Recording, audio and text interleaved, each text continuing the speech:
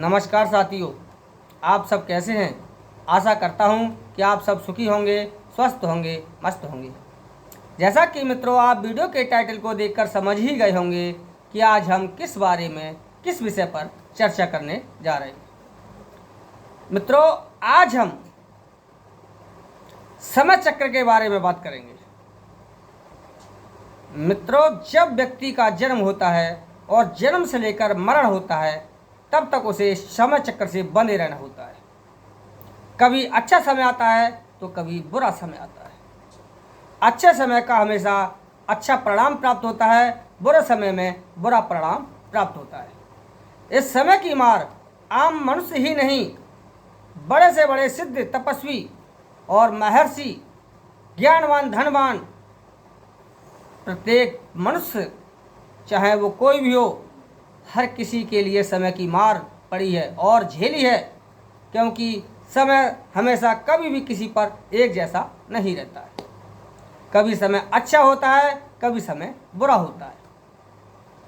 महात्मा तुलसीदास जी ने कहा है कि तुलसी रेखा कर्म की, मेट सके न राम, मेटे तो आश्चर्य नहीं, कियो समझ कर काम।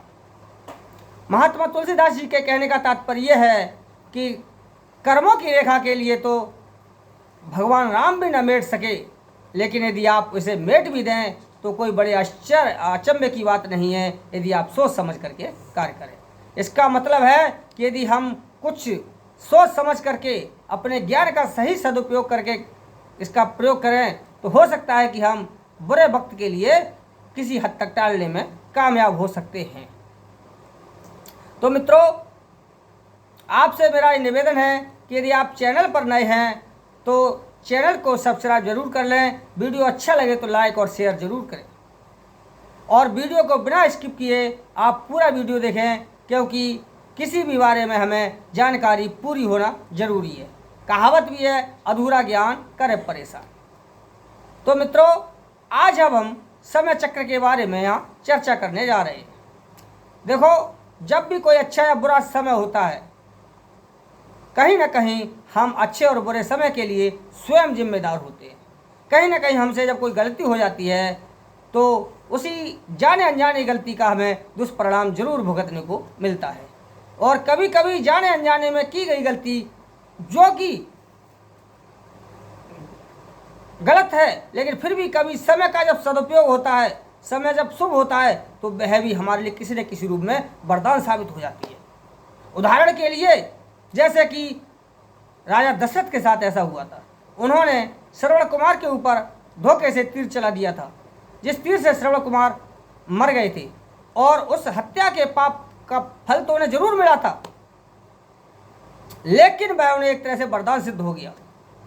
यही शुभ समय का परिणाम हो जाता है, क्योंकि उस हत्या का पाप तो उन्हें मिलना ही था, उन्हें श्राप मिला और श्राप के अनुसार वह भी पुत्र वियोग में खत्म हुए थे। लेकिन उस समय जब उन्हें श्राप मिला था, उन्होंने आखेट किया था, उन्हें श्रवण कुमार पर आखेट के चक्कर में धोखे से तीर चलाया था, उस समय वह संतानहीन थे।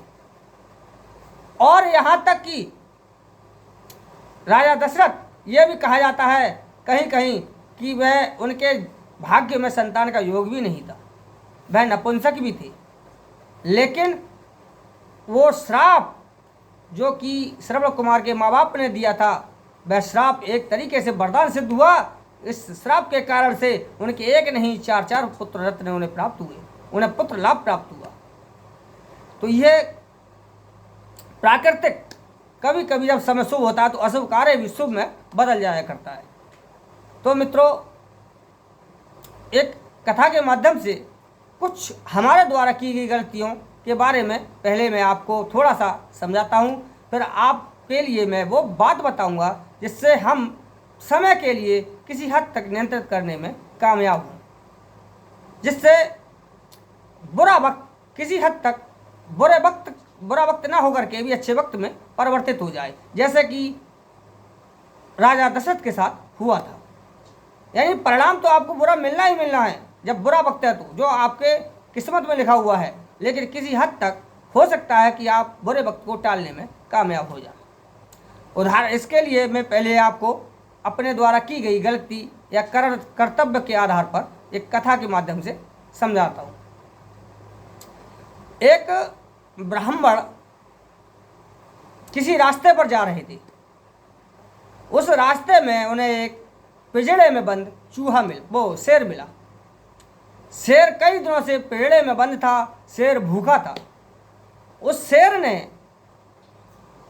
ब्राह्मण देवता से अपने लिए छोड़ जाने का आग्रह किया कि ब्राह्मण देवता, आप मुझे इस पिंजड़े से बाहर निकाल दो, मैं आपका एहसानमंद रहूंगा। पहले तो ब्राह्मण देव ने उसे निकालने से ना नुकर किया, लेकिन जब उसने ज़्यादा अनुरोध किया तो ब्राह्मण देव को उस शेर पर दया आ गई और उन्होंने उस शेर के लिए पिंजड़े से खोलकर आज़ाद कर दिया। जब शेर उस पिंजड़े से बाहर निकल के जब आज़ाद हो गया, अब वो शेर कई दिनों से भूखा था। अब वो शेर खाएगा किसे? तो शेर पूंछ हवा में लहराते हुए बोला कि मैं कई दिनों से भूखा हूँ और आपके लिए खाकर अपनी भूख बुझाऊंगा, क्योंकि ईश्वर ने मेरे लिए आहार साथ भेजा है। अब ब्राह्मण देव डर गए। ब्राह्मण देव बोले कि मैंने तो तुझे कृपा करके तेरे लिए इस पिंजड़े से बाहर किया, ना तू भूखा प्यासा तड़प तड़प मर जाता और अब तू मुझे ही खाएगा। उन्होंने कहा कोई बात नहीं, गलती आपने की है तो सजा कोई और थोड़ी भुगतेगा। एक बात बताओ, मैं भूखा हूँ कई दिन से, तो मैं और सामने भोजन खड़ा है तो मैं कैसे मान सकता हूँ? मैं तो तुम्हें खाऊंगा। अब उनमें इसी बात को लेकर के बहस जद्दोजहद चल रही थी। वो कह रहा था कि मैं तो खाऊंगा, वो कह रहा था कि अब तुम मेरे एहसान पर तुम एहसान फरामोशी करते हुए मुझे ही खाने के लिए बात कर रहे हो। इतने में वहाँ पर लोमड़ी आ जाती है, क्योंकि उस ब्राह्मण देवता पर समय कुछ शुभ था, अच्छा था, इसलिए इसी को कहते हैं कि अच्छे समय पर अच्छी सहायता मिल जाना। गलत कर्म करने के पश्चात भी, गलती करने के पश्चात भी गलत दंड न मिल करके समय शुभ होता है तो किसी न किसी हद तक वह शुभ ही परिणाम देता है। जबकि ब्राह्मण देवता ने गलती कर दी थी उस शेर को पिंजड़े से मुक्त करके, क्योंकि वह शेर की प्रवृत्ति को अच्छी तरह से जानते थे। अब वह लोमड़ी आ गई। जब लोमड़ी ने उन दोनों की बात सुनी, उनसे कहा कि भाई इन्होंने तुम्हें आज़ाद किया है और आप इन्हें बोले कि बताओ मेरी भी बात तो सही है, मैं भूखा हूँ कई दिन से, सामने जब भोजन है तो और कहाँ जाऊँगा। बात उसकी भी सही है अपनी जगह, बात ब्राह्मण देव की भी सही है। अब जजमेंट करना है, निर्णय करना है लोमड़ी को। अब लोमड़ी कैसे निर्णय करे, क्योंकि शेर तो लोमड़ी से भी अधिक ताकतवर है, वह लोमड़ी को भी खा जाएगा। लोमड़ी ने अपनी थोड़ी सी दिमाग से सोचा, अपनी बुद्धि का प्रयोग किया। लोमड़ी बोली कि भाई कहानी की शुरुआत कहाँ से हुई, हमें पहले विस्तार से बताओ। ब्राह्मण देव बोले कि यह शेर पिंजड़े में बंद था। लोमड़ी ने कहा कि भाई शेर आप किस जगह थे, सच सच बताओ और जहाँ थे वहाँ पहुँचो। शेर पिंजड़े में पहुँच गया। जैसे ही पिंजड़े में शेर पहुँचा, लोमड़ी ने पट से पिंजड़े को बंद कर दिया और ब्राह्मण देवता से कहा कि आप जाइए, आपका संकट टल चुका है और भविष्य में कभी भी किसी प्रकार की गलती मत करना। अब मित्रों वह जो है वहाँ से चल दिए और शेर से कहा कि तुम्हें तुम्हारे कर्मों की सजा मिलनी है, क्योंकि जिसने तुम पर एहसान किया तुम उसी के लिए खाने की बात कर रहे थे।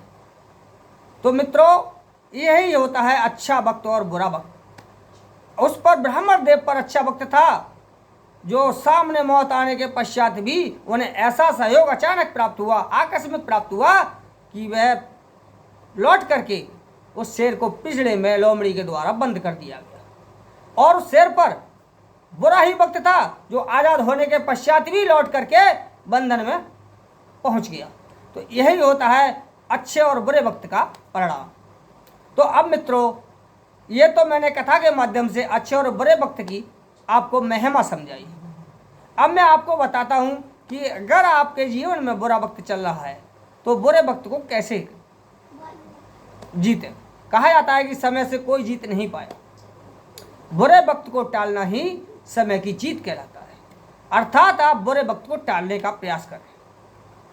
बुरे समय में कोई भी शुभ कार्य, अच्छा कार्य न करें, कोई किसी कार्य की शुरुआत न करें। जैसी आपकी दिनचर्या चल रही है उसी हिसाब से चलने दें, क्योंकि आप जीवन की दिनचर्या भी नहीं रोक सकते। यदि बुरा वक्त चल रहा है तो क्या आप खाना नहीं खाओगे, पानी नहीं पियोगे या कहीं आओगे या जाओगे नहीं। लेकिन आपको खाना भी खाना है, पानी भी पीना है और कहीं आना जाना भी है, बशर्ते किसी नए कार्य की शुरुआत नहीं करनी। अचानक जैसे कोई मजबूरी है, आएंगे भी जाएंगे ही, सारे काम करेंगे, लेकिन बिना मतलब के व्यर्थ के हमें इधर उधर की ज़्यादा भागदौड़ नहीं करनी है। क्योंकि पता नहीं बुरे वक्त में कब कौन सी मुसीबत खड़ी हो जाए।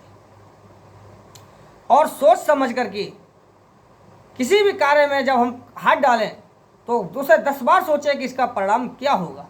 हमें बुद्धि और विवेक के साथ कार्य करना है। यदि हमारा मानसिक संतुलन ठीक नहीं है, हम समझ नहीं पा रहे हैं, तो उस नए कार्य में शुरुआत ही न करें, क्योंकि बुरे वक्त में हमेशा परिणाम बुरा होता है। अब ये तो हमारी है भौतिकी समय के परीक्षा, समय का भौतिक रूप से प्रयोग करना।